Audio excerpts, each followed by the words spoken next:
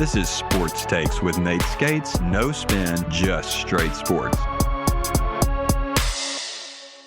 Happy New Year, everybody. It's our first show of 2026, and it is a very rough day for us Dog fans.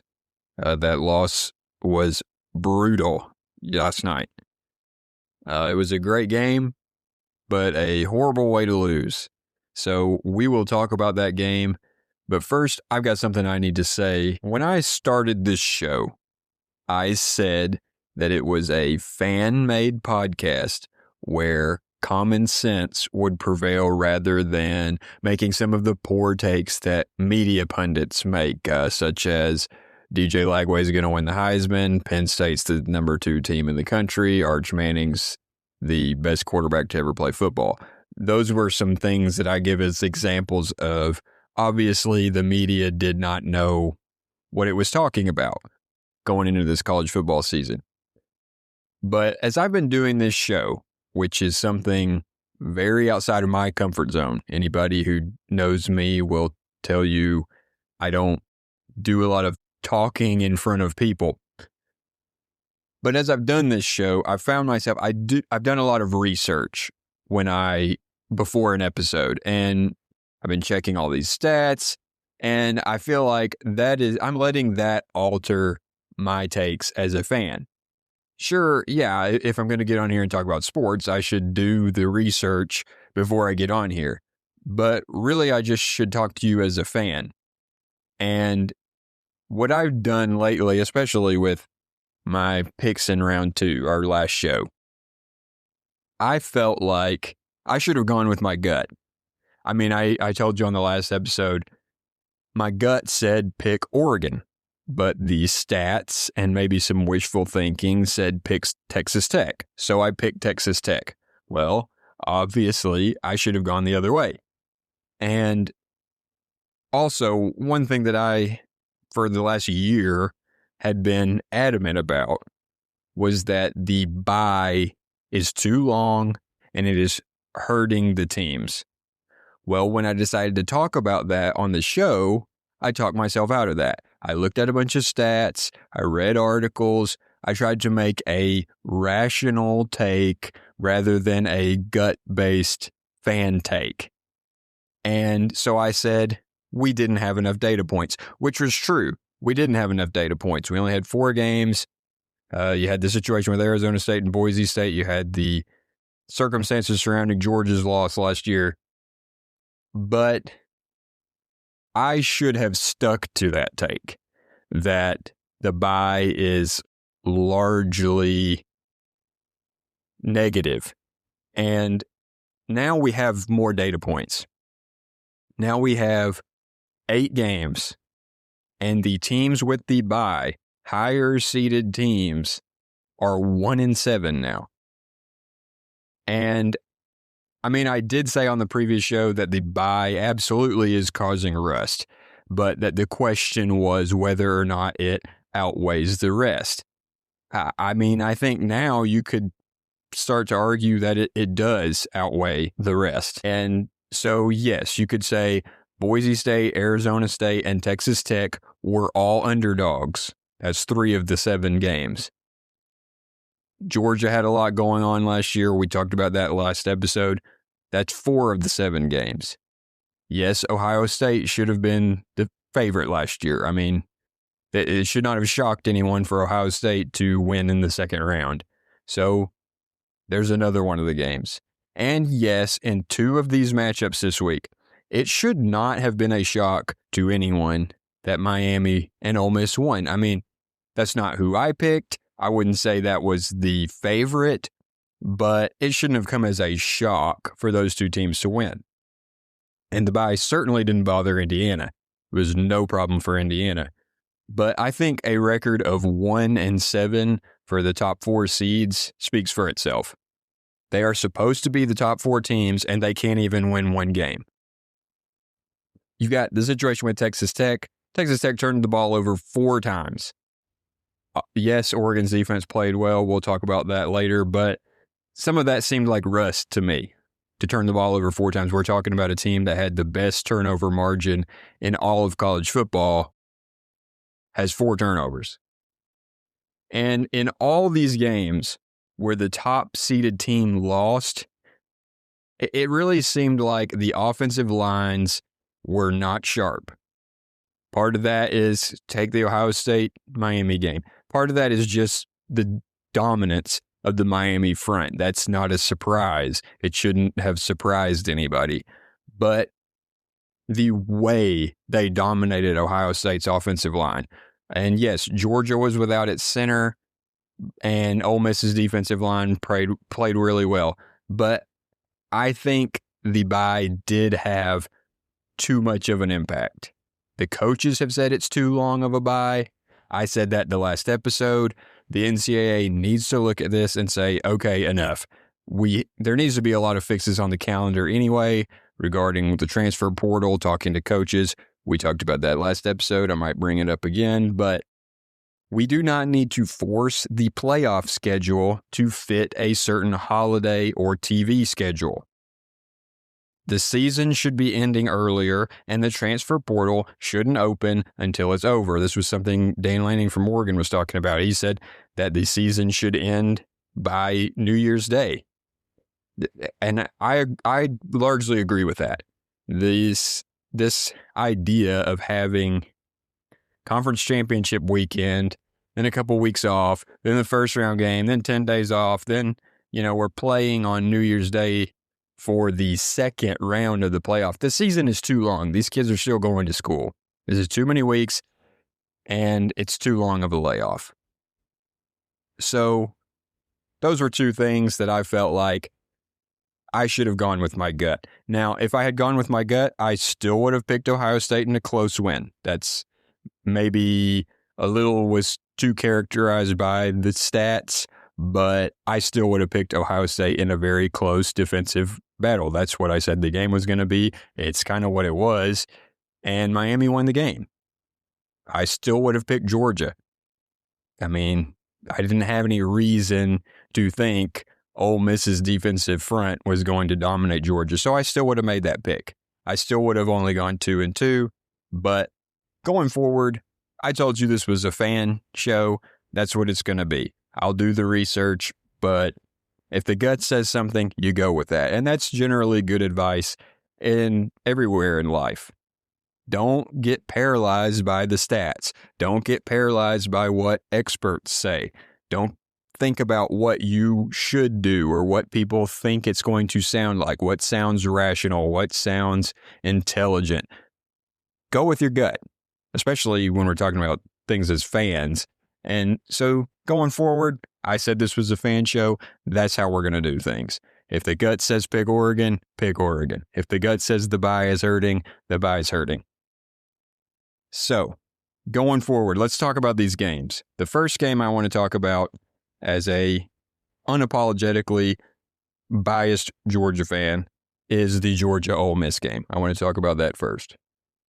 And I want to make this clear. I am not saying Georgia lost this game because of the bye.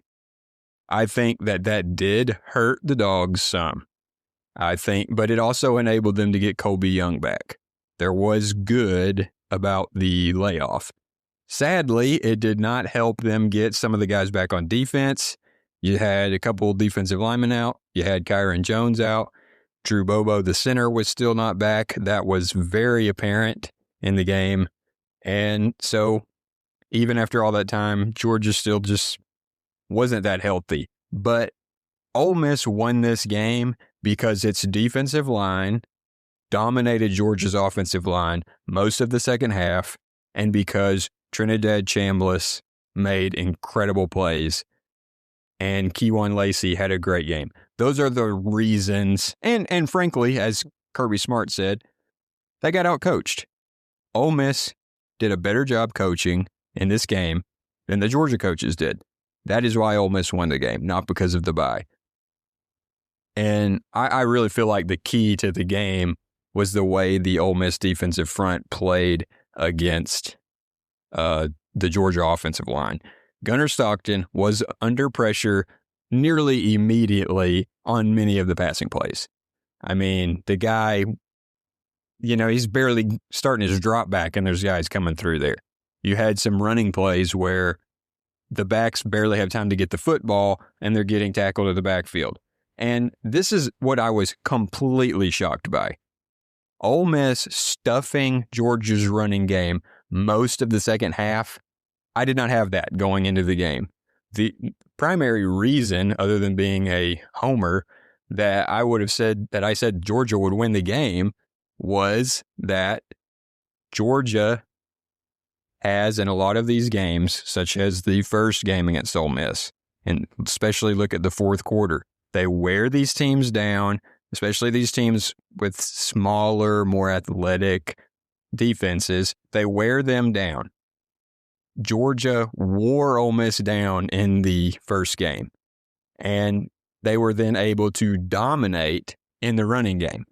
I expected that to be much the same in this game, especially as well as Nate Frazier had been playing.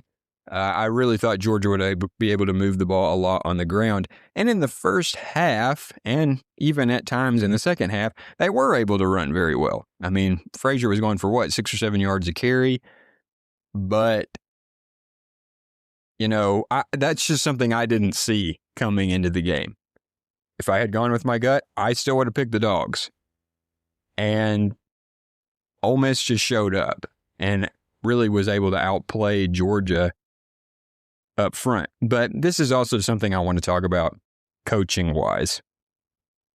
You hear a lot from Georgia fans about offensive coordinator Mike Bobo, and that typically is divided into two camps.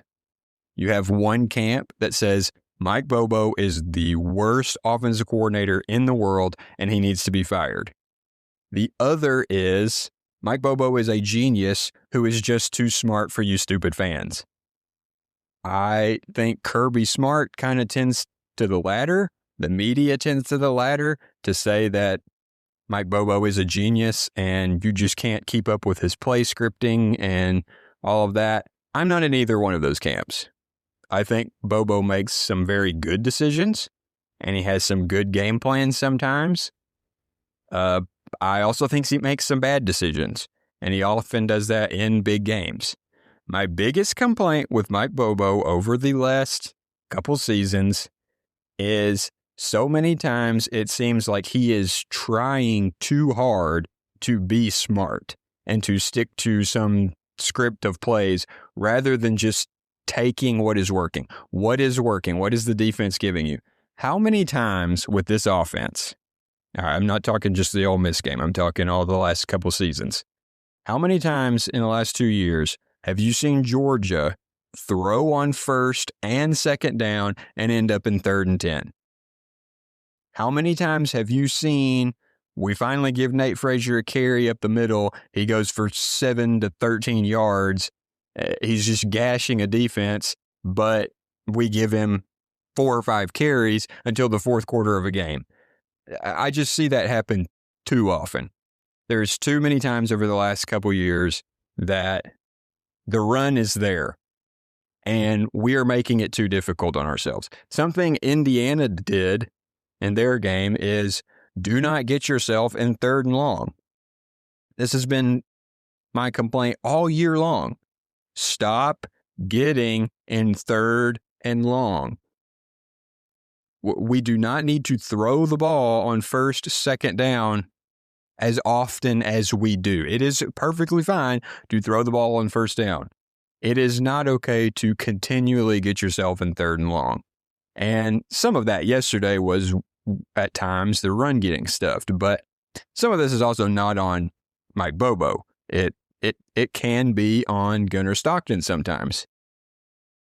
We had a series of plays earlier in the year. I think it was either the Georgia Tech game or the SEC championship game. I don't remember which. I think it was the Georgia Tech game.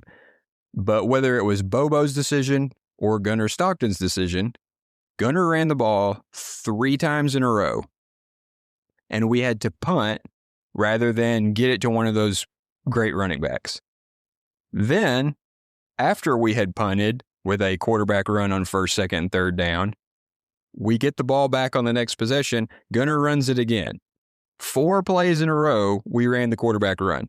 Last night, in the Ole Miss game, we had a series of plays where it was pass play, quarterback run, and punt, while the running backs had been gashing the defense at that point. You cannot have a series of plays like that. I also thought Georgia was running way too many slow developing run plays when they did run the ball. We had several plays where the back is lined up very deep in the backfield. We're trying to run these sprint plays off tackle that develop very slowly. It's 1 to 2 whole seconds for the handoff to even take place. You just don't have time for that. And I saw one when we finally did put Josh McCray in and give him a carry. That's how we decided to do it. The very first play you put him in, you don't try to throw it and surprise Ole Miss then. The very first play you put him in, you try to run to the outside with your 240-pound running back. I didn't think that was a good decision. I think there were a lot of plays that we do, and this is part of the offense and it's part of what works, where this is an option for Gunner to throw it, Gunner to pull it and run it, Gunner to hand it off to the running back. But sometimes that takes too long. And when you've got guys crashing into the backfield and we just don't have a lot of time, maybe a little bit quicker developing run play sometimes. And this is another area that I have been screaming at Georgia for years to use 2 running backs. I do not know what the disdain for, whether it's a fullback position or just a running back, one of your tailbacks playing fullback. It is okay to use the I formation. It is okay to have 2 running backs in the game, whether that's a split back, I form, however you want to do it. We have had incredible success when we do that. I mean, just take this year. You had to play in the SEC championship game. This was a great call by Bobo, where Roderick Robinson was in at fullback, and we throw the pass play to him where he almost falls down but manages to keep his feet, scores a touchdown. Robinson is transferring now. Well, maybe because he never gets on the field. You've got all these backs, and you've got a guy, 240 pounds in McCray. Robinson's a big back. Frazier's a big, strong back.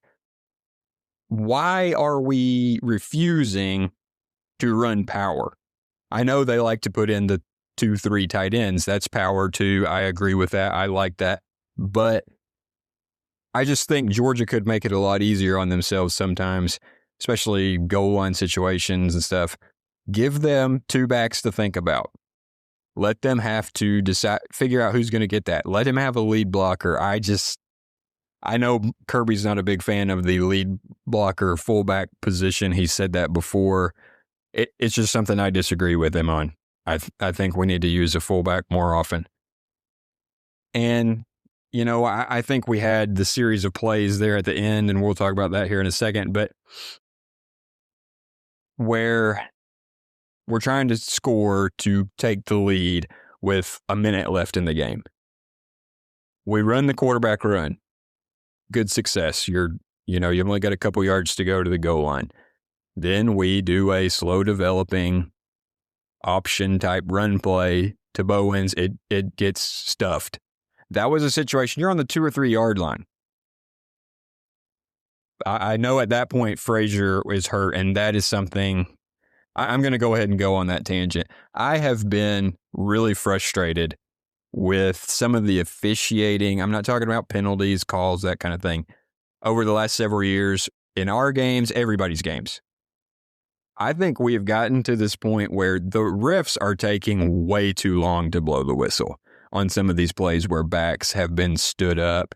I am not a fan. Everybody talks about the tush push. I'm not a fan of that. I'm also not a fan of the offense comes crashing into the back of the ball carrier and pushes them forward 10 yards. I don't like any of that. It was my understanding in the NFL at one time there was a rule you couldn't do that. I think we need that again. I'm tired of watching these players get stood up by all these defensive guys, and you just keep letting the play go and keep letting it go and keep letting it go until you get the guy bent back into a pretzel. And that's kind of what happened to Nate Frazier. We should have blown the whistle sooner. He shouldn't have been bent back. We wouldn't have had the knee injury. I still haven't seen how long he's going to be, how severe that injury is.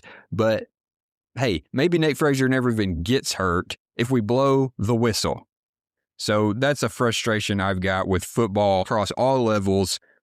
I think when the forward progress is stopped, you blow the whistle. You don't take 15 minutes and wait and see how many guys crash in to push him forward or backward or strip the ball from him.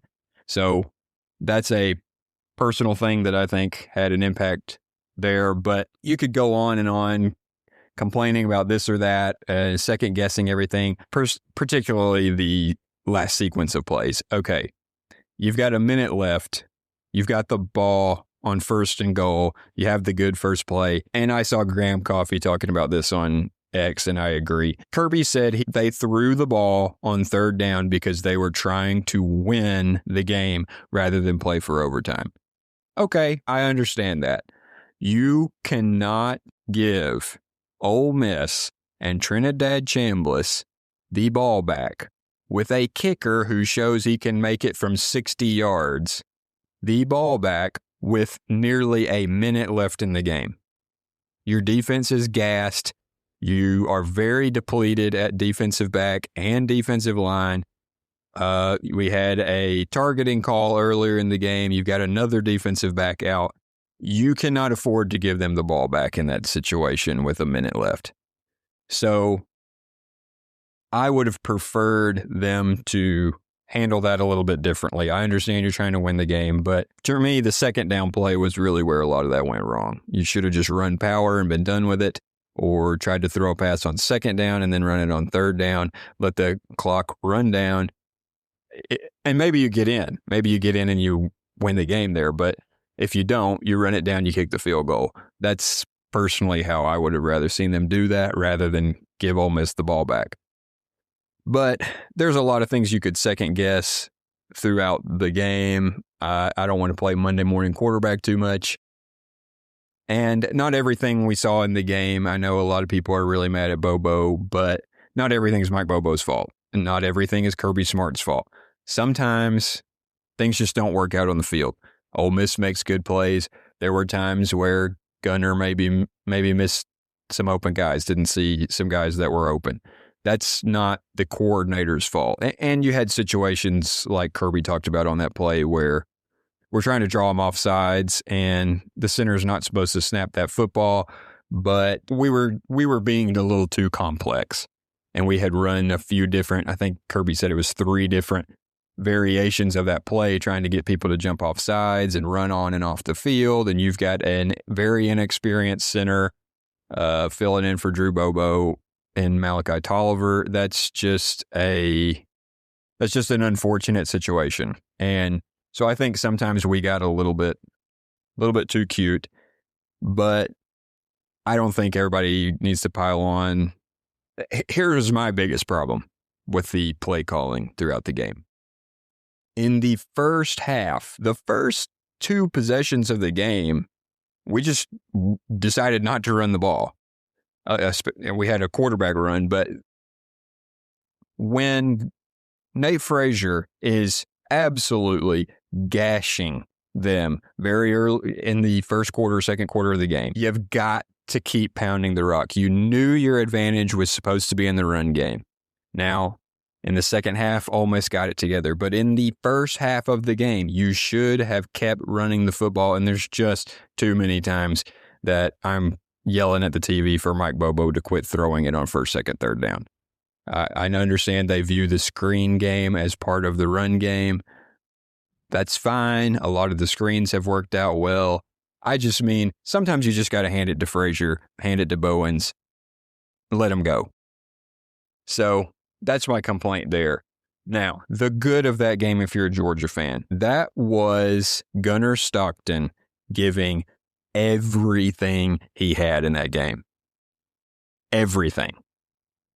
There were a lot of players on both teams who played their heart out. That was an amazing game. It didn't end the way I wanted it to, but those were players who gave it everything they had. I was reminded of the Batman line in The Dark Knight Rises. Catwoman says, You don't know these people anymore. You've given them everything. And Batman says, not everything, not yet. That was Gunnar Stockton last night. He was going to give every ounce of his strength, his body, to win that game. He was never giving up on a play. He was scrambling. He was running. The shots that he took in that game, by the way, the shot we all saw should have been targeting. We know it should have been targeting. In the soft world of football that we play in now, where quarterbacks are wrapped in tissue paper, it is mind-blowing to me that in the 2024 SEC Championship game, Texas gets away with the targeting on Gunnar Stockton, and then there was a clear targeting in this game that didn't get called. I don't understand why everyone's allowed to hit Gunnar Stockton, but you're not allowed to hit other quarterbacks. Besides that, he hangs in there, completes that pass, then comes up on the very next play and runs it in for a touchdown. Not, hey, coach, I need a break. Hey, coach, I need a stretcher. No, the very next play, he runs it in on the goal line. That's the type of guy he is. I have never in my life seen a quarterback as tough as Gunnar Stockton. Never. I've seen some tough quarterbacks. I have never seen a guy like Gunnar Stockton. Josh Pate posted on X that if something kills Stockton, the rest of us have been dead for weeks. That is spot on. The guy is a tough old farm boy. He likes the contact. It fires him up, and the team has adopted that mindset. I've talked about that in other episodes. And you also had an incredible effort by players like Zachariah Branch. You saw him pumped up, bleeding from the mouth. Colby Young made some incredible plays. It was great to have him back. Nate Frazier, of course, always max effort from him. A lot of guys on the defense played a good game. Hey, guys, I've talked about Ole Miss on here before. That's a great offense. So the job that Georgia did, especially somewhat depleted, that was great. I mean, what else do you want from them? And Dalen Everett, always, every time there's a big game, whether it be Texas last year, the SEC Championship game last year, the SEC Championship game this year, we've seen him do it over and over and over. The interceptions, he has the fumble return for a touchdown. The guy is just a big game player, and he nearly had a pick to clinch the game for us. So there were a lot of guys who played really well and played their heart out. You saw KJ Bolden get hurt, and he just kept playing. You saw CJ Allen go down, and he just kept playing. Raylan Wilson goes out. He comes back in and keeps playing. There was just some great effort. But really what this game was about was Ole Miss. Trinadad Chambliss played out of his mind. The Dawgs just could not get him on the ground. You had blitzes that you got 2 and 3 guys back there, and you just can't get him. He kind of broke around Everett that one time and makes a great pass. Trinadad Chambliss is really good, and he's really exciting to watch. He was on fire. He's dropping it in, making great throws. There were a few drops during the game. That's got nothing to do with him. But he was on fire, and he played really hard, and I thought he acted pretty classy at the end of the game, going and finding Gunnar Stockton. This is just a situation of what can you do? I'm reminded of the SEC Championship game Georgia played against Joe Burrow and LSU in 2019, where LSU just death marched through everybody because they were clearly better than everybody else that year. We had a really good defense. There was nothing those guys could do that in that game. Joe Burrow was putting the ball wherever he wanted it. To a lesser extent, that was Trinadad Chambliss last night. There's just nothing Georgia could do about it a lot of times. And Keywan Lacey, the dude, is playing with a hurt shoulder, and he just gutted it out. The guy kicked our butts, really, in a lot of ways. He had about 98 yards. He had a great game. He ran really hard. I did not expect Ole Miss to be able to run the ball as effectively as they did. I talked about on the last show how Georgia had only allowed 128 rushing yards in its last 4 games combined. Ole Miss didn't have a huge day on the ground, but they got enough. They ran for 111 yards, and most of the second half, they were pretty well throwing it at will on Georgia's defense. This was a flip from the last game. In the first game, Georgia won by outscoring Ole Miss 17-0 in the fourth quarter. This was a total flip. Georgia had the lead going into halftime. Ole Miss was the one who took over the scoring in the second half. Now, Georgia would not quit fighting. That's who this team is. When we went down 34-24, I was to the point where I was like, I just don't think our defense has anything left. And our offensive line can't block them. This looks really bad. And Georgia fought back and tied it again. So to me, that was really incredible. But to me, again, the surprise of the game was Ole Miss's defensive line and their whole defense. Just really surprised me. I did not expect that at all. I didn't factor that really in as much of a possibility, to be quite honest, that the Ole Miss's defensive front was going to control the game like that. It was an all-time classic game. Sadly, it didn't go the way the Dogs wanted it to, but what I hope is this team will have most of its starters back next year. They'll have a more experienced quarterback. This was Gunner's first season as a starter, and I think we'll have more experience on defense. I hope we will see a team that is still very hungry. You hope this doesn't break their spirit. I don't think it's going to.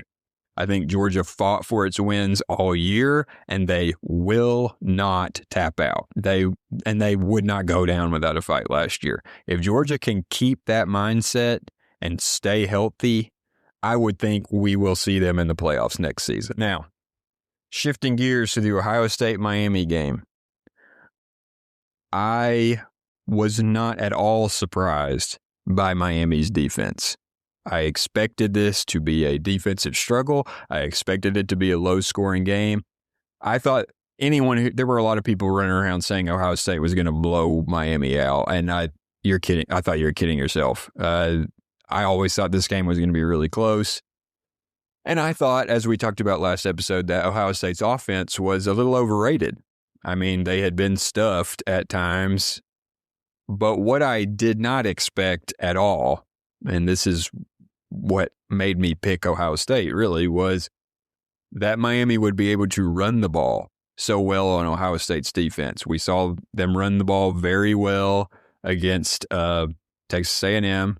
I said after that game that I did not think Mark Fletcher was going to go for 170 yards again. Well, he didn't, but they still rushed for 153 yards. When you're talking the Ohio State defense, which was ranked first in yards per game, first in points per game, first in passing yards, fifth in rushing defense, I really did not expect Miami to go for 153 rushing yards.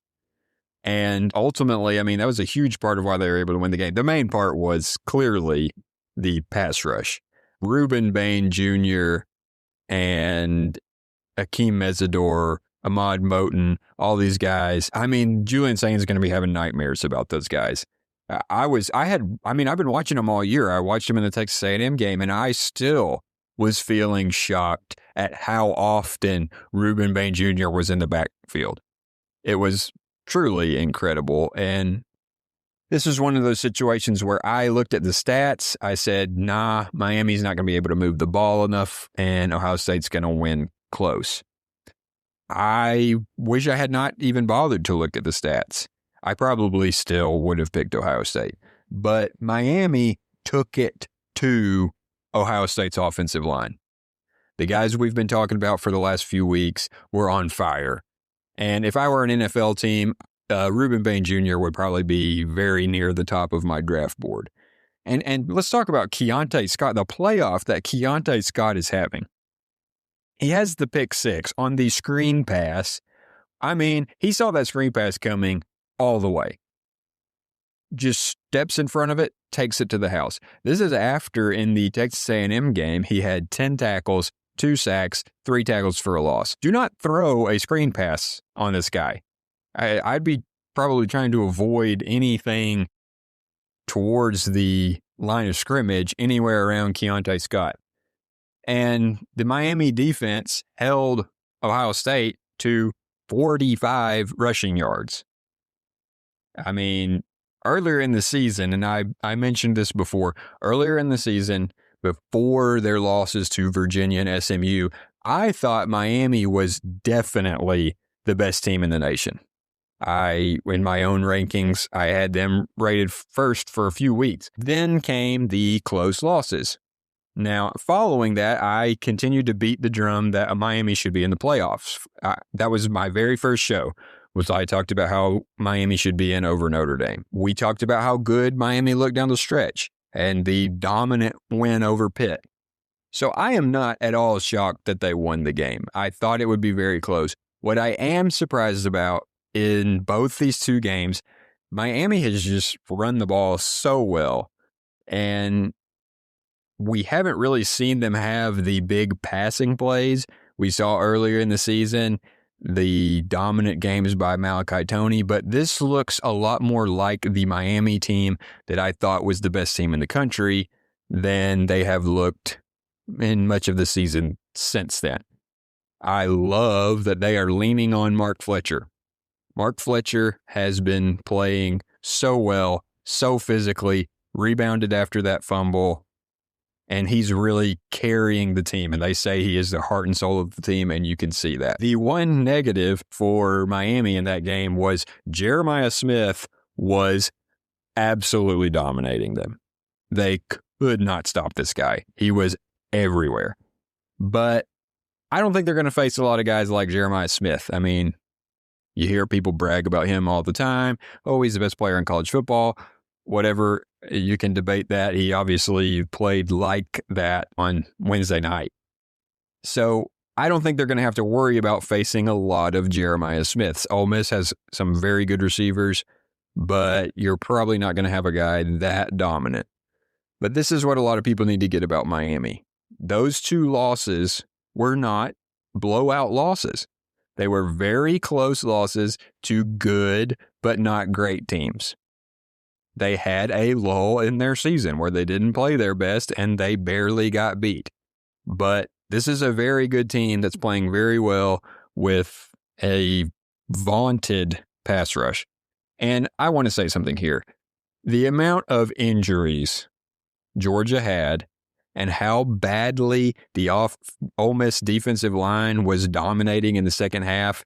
I was talking to my dad during the game, and I said, I don't think that even if Georgia wins this game, they can block Miami. I don't know who would have won a matchup between those two, but I think Miami would have been in the Georgia backfield all day long. So whether or not Georgia advanced, it was not looking real good for them going into the next matchup. But this is the thing about the playoff, especially the 12-team playoff. I have found it much more difficult to pick winners of games in the 12-team format than during the regular season or in previous seasons. I thought both of Miami's games would be very close, but I picked against them in both games. I think they're going to have a great game against Ole Miss. That's a very interesting game. We'll break that game down next week. But for Ohio State, that offense came back to bite you. They were not really challenged by a lot of teams during the year other than Indiana. Then when they had to face, another really good team with a great pass rush, they weren't able to handle it. And I've seen some people saying Miami dominated that game. I don't feel like that's really an accurate reflection of the game. The defensive front was very impressive, but this was not some kind of blowout game. So with Georgia and Ohio State out, that's a lot of people's picks to win the national championship game. I said a few weeks ago I would not be shocked if Miami made a run, but I was clear that I thought the national champion would almost certainly come from the first 6 seeds or maybe even the top 3 seeds. Well, there are only 3 of the top 6 seeds left and 1 of the top 3 remaining in the semifinal. So maybe it does come from the top 6, maybe it does come from the top 3, but the 12-team playoff has proven very difficult to predict. Now, talking about the Indiana-Alabama game, this is the only game I picked right on the last show, but I did not think Indiana would win by this much. I thought Indiana would win. But Indiana absolutely manhandled Alabama pretty much the whole game. Indiana is coached so extremely well. They don't make stupid mistakes. They don't have stupid turnovers. They don't make silly penalties. They don't jump off sides when Alabama tries to get them to jump off sides. They are a very, very efficient team. And I thought Fernando Mendoza, the Heisman winner, got to really show off his legs in this game. That is going to be very difficult for people to deal with in this playoff, as it was for Alabama. And I saw all these people who doubted that they were a good team and claimed Alabama was just going to crush them. And obviously, you haven't seen any Indiana this year. And it looks really silly right now to have said, oh, Alabama is going to dominate Indiana. But I mean, as far as just breaking down the game, there's not really a lot to break down. I mean, it is what it is. Indiana took Alabama to the woodshed from pretty well start to finish. They dominated the game. I mean, when Indiana was up 17-0, I had some thoughts of, well, maybe Alabama will start getting it going a little bit now. We saw them down 17-0 against Oklahoma, but that wasn't happening. Indiana was not having that. And to me, I thought one of the key moments in the game was when Kalen DeBoer decided to go for it deep in his own territory on 4th down again, like he didn't just see this in the SEC championship game. And it blew up in his face again. And then Indiana's got the ball on the 35-yard line again. I don't understand these guys who, I get you're trying to swing momentum, but especially if you can't run the ball, I mean, sometimes you're just shooting yourself in the foot when you get that aggressive. But I think the biggest story from this game is just comparing these two teams and how different college football is now than what it has been in the past. Until this year, Indiana was the losingest program in college football history, both in their number of losses, the most losses of any program, and in being last in winning percentage. Before Curt Cignetti got there, he was taking over a team who finished last in the Big Ten. Immediately after Curt Cignetti shows up, they go to the playoff last season. And then this year, they are the only team to go undefeated in the entire country in the regular season and plus conference championship weekend, win the Big Ten championship against Ohio State, who they had a 30-game losing streak to. Then they line up against Alabama with all those national championships, both real and imagined, the team that used to suffocate you on defense and run the ball down your throat with Heisman winners. Now Indiana is the team that looks like Alabama under Nick Saban. They shut you down on defense. Indiana ran the ball 50 times for 215 yards and 2 touchdowns. Alabama ran the ball 17 times for 23 yards. Tell me you were going to hear that 5-10 years ago, that Alabama would lose a game to Indiana. That's enough of a shock there. But where Indiana runs 50 times for 215 yards and Alabama runs for 17 times for 23 yards. And frankly, I don't want to be harsh, but the Alabama running situation is really bad. I mean, the culture at Alabama has completely changed, but the culture at Indiana has also completely changed. I mean, you look at the playoff picture right now, all 4 teams look really good. They're kind of firing on all cylinders, but it's really hard to pick anybody but Indiana to win the national championship right now. I know they beat up on an Alabama team that I said in my talking about the final playoff rankings, I didn't think they should have made the playoff, and they got beat up on by Georgia. But it's hard for me to see that game and not say this is the most likely team to win the college football playoff. And I love hearing this team talk, whether it's in interviews or the post-game trophy presentations. This is a team with a team-first mentality. They could constantly play the disrespect card and talk about the doubters and all of that, which we see a lot of teams that have no justification for that make that argument. That isn't what Indiana does. Indiana focuses on being the best team it can be, being selfless, being grateful, putting the team before themselves. They were complimenting Alabama after the game rather than taking that chance to talk about how they dominated the big bad SEC in Alabama. A lot of people would have taken that opportunity to dump all over Alabama and to say, all you people thought Indiana couldn't do it. That's not how Indiana is looking at it. They don't care what you think. They don't care what any of the outside noise is. They are locked in. And I feel like you're looking at two programs that are going in opposite directions. I've seen a lot of things from Alabama the last 2 seasons where it just honestly makes you cringe. And you say, that's not Saban's Alabama. Very undisciplined at times. I said last show, very inconsistent, a lack of consistent physical toughness, complete lack of a run game. And you see some of the stuff that we've seen some of these guys say or do last year in the Vanderbilt game. I'm not going to name names. You had a defensive back who was supposed to be the leader of the team acting like an absolute spoiled brat on the field repeatedly, getting penalties. And that has carried over, I feel like.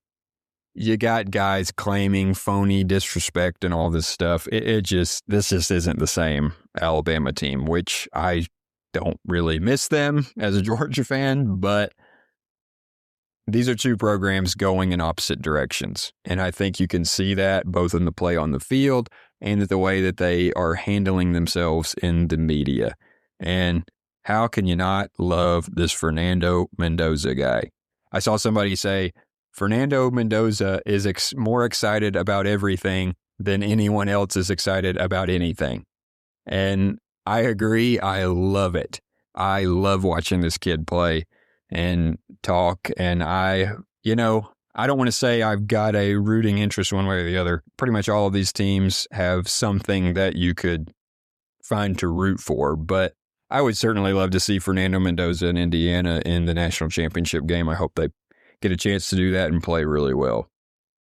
The team that they will have to play to get to the national championship game is Oregon. So let's talk about that game, Oregon and Texas Tech. Texas Tech built its season on forcing turnovers and having the best turnover margin. That's what I talked about last show, that they had 31 takeaways, and it was a big part of the reason I talked myself into picking Texas Tech.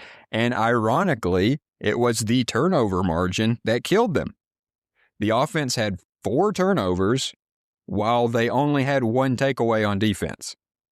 You are not going to be a playoff team doing that. And it wasn't just turnovers on the stat sheet. There were a couple times in that game where I was just saying to the TV, saying to the quarterback, Morton, you have got to get rid of the ball. You cannot take a sack on 4th down. And I don't want to bash anybody on this show. I don't ever want that to be the way this show is, but he really struggled. And that was the key point of the game. And this is what I meant by the bye hurting teams. Oregon's defense played very well. We'll talk about that. But that wasn't just the Oregon defense. That was the Texas Tech offense and the Texas Tech's quarterback being really out of whack. And you got to wonder how much of that is the bye. Oregon's defense played very well, and I kept hearing this about having a chip on their shoulder from the last game. Maybe I missed that. I just did not hear a lot of criticism of their defense going into the game. What I had been hearing was, James Madison scored all their points on Oregon's backups. So I don't really see where there was a ton of disrespect towards Oregon's defense, but maybe I missed that, and they certainly didn't, because they took that to heart and dominated. Texas Tech did not score a single point. That is a very impressive performance. And I thought Texas Tech's defense still played well. We said on the last show how good Texas Tech's defense was. They did. They played well. And even with all those turnovers and all those short fields, they were still able to hold Oregon to 23 points. This is what I said on the last episode. Would Texas Tech be able to hold up against Oregon? And the answer was no, they could not. They just weren't able to hold up against the physical nature of a top-tier Big Ten Dan Lanning Oregon team. However, Dan Lanning, dude, you don't have to go for it on every fourth down. That has bit him in the past, and it will again if he keeps doing it. I mean, it's working for him a lot of the time, but you also see some of these guys. It happened to Ole Miss some last night. It happened to Oregon some yesterday. You don't get all those fourth downs. If you go for it on fourth down on your own 30-yard line, there will probably be bad consequences for that. I don't want to harp on this or make a big deal out of it, but I was kind of left thinking, what are you doing calling a timeout at the end of the game so you can score another touchdown? I do not have a problem with people continuing to run their offense or to score a touchdown late in the game. I would have had no problem with Oregon scoring a touchdown in that situation at the end of the game. I did think it was a little odd to call a timeout when you could have just run the clock out and won the game. Why are you calling a timeout so you can score another touchdown? So maybe I was missing something there. Maybe there was a reason he did that. I thought that was a little over the top from Dan Lanning. Obviously, Joey McGuire responded to it well, hugged him after the game. But anyway, right now, Oregon is looking really good. It was a very close game in Eugene against Indiana the last time these two teams matched up. Ended up in an Indiana win. We will see what happens. No team has had a rematch in the playoff and won besides Ole Miss over Tulane. And that's this year and its previous seasons. So this is going to be very difficult for Indiana to pull off. You saw this year, Oklahoma lost to Alabama. Georgia lost to Ole Miss. We've had previous seasons. Alabama in 2021 lost to Georgia after beating them in the SEC championship game. Last season, Oregon lost to Ohio State after beating them in the regular season. This is not easy to do. It is not easy to beat these teams twice. So we're going to see how that goes the rest of the way. And that's part of the 12-team playoff. Now that there are more teams, there are going to be more rematches. And you can beat a team in the regular season. You can win your conference championship and lose to the team from your conference that you beat earlier in the season. We can question whether or not that's good or bad for the sport. We can question whether that's right or wrong. But it's the reality of the 12-team playoff. Now, shifting gears for a second as we're nearing the end of the show, SEC play is about to start in college basketball, and the Dawgs looked like they were getting over that Christmas time off in their last game. The first half was not pretty. You saw Mike White pull a bunch of the starters, but they got it together, still got the win. Georgia takes on Auburn on Saturday.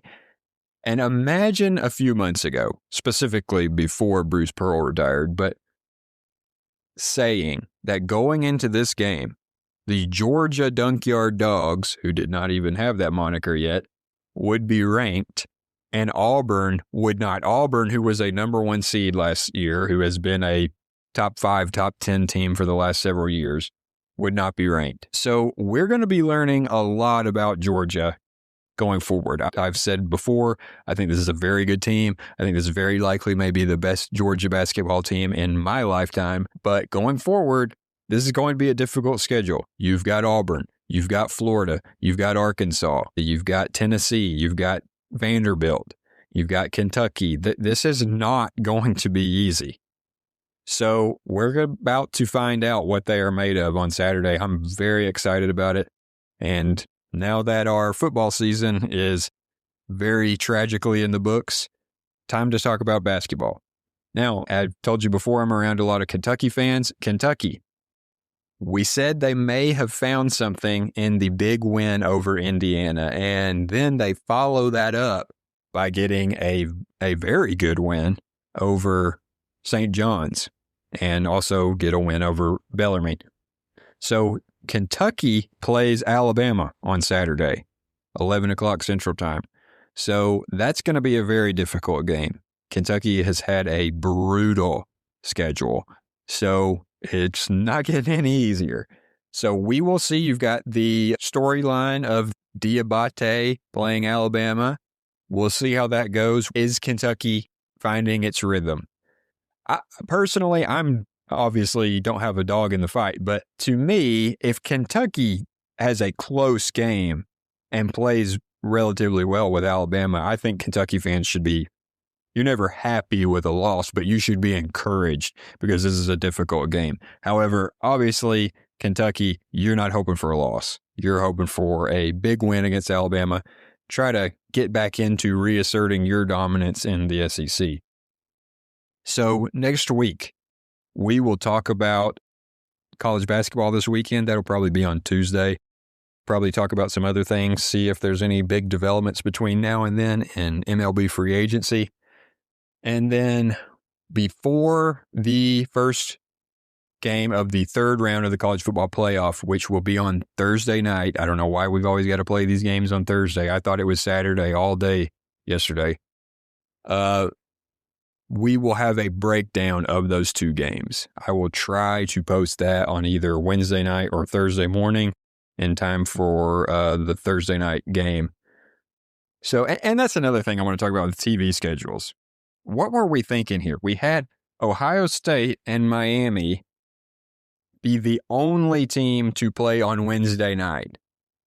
Then you have whoever was going to be playing the winner of that game, Ole Miss and Georgia.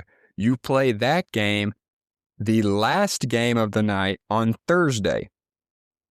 You then play their game between those two teams who had the widest discrepancy in time to prepare and to rest.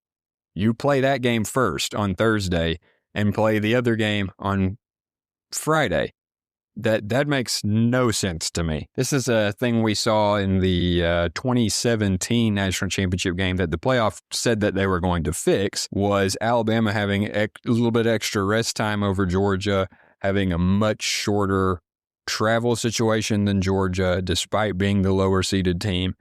And that was something they said they were going to address. Well, doesn't look like we've addressed that, because if you're Ole Miss, you were still playing football 24 hours after Miami, and now you're going to play the first game.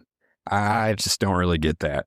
So it probably won't be a huge issue, but I'm sure the very beat-up Ole Miss team who just played a very physical game will wish that they had the Friday game, or they will wish that they had also played on Wednesday when Miami was playing. So we'll see if that comes into play at all, but what are you doing? Why are we doing this all for TV stuff and not for the players? So I digress. Thank you for listening to the show. I really appreciate it. We love having you guys commenting, any of your feedback. Let me know who you think is going to win next week. Let me know your thoughts on the big weekend of college basketball. If you're a Georgia fan, please come commiserate with me. Ole Miss, I said before the Georgia game, I was rooting for you against Tulane. I'll be rooting for you and Indiana going forward. Miami, I hope you do great.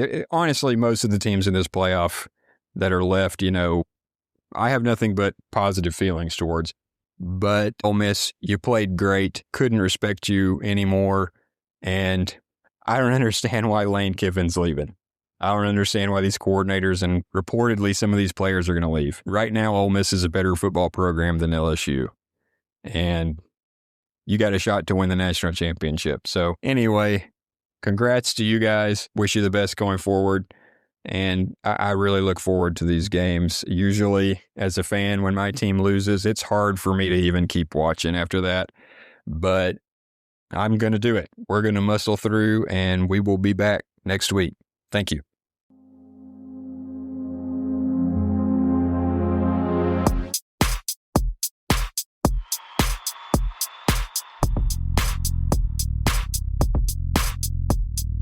This is Sports Takes with Nate Skates. No spin, just straight sports.